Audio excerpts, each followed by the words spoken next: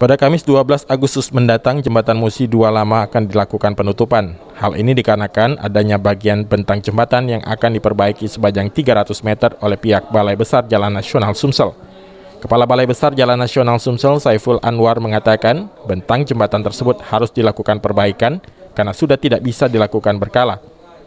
Dengan adanya perbaikan ini, pihak Balai Besar Jalan Nasional telah berkoordinasi dengan kepolisian dan Dinas Perhubungan untuk mengatur lalu lintas, khususnya kontraflow, sehingga tidak menimbulkan kemacetan.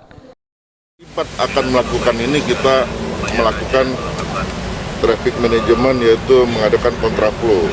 Kontraflow-nya nanti kita lihat, dimulai dari simpang BNI ini sampai ke U-turn Citraland.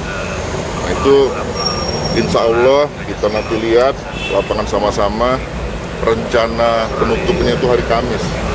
Kita kerja ke 12 Agustus, kita kerja sampai 3 bulan ke depan. Biaya proses perbaikan Jembatan Musi 2 Lama ini akan memakan dana mencapai 20 miliar rupiah. Jembatan Musi 2 Lama sendiri telah dibangun selama lebih kurang 20 tahun. Sejak dibangun, jembatan ini baru satu kali diperbaiki tahun 2019 lalu, yaitu di bagian lantai jembatan. Firman Hidayat, PAL TV.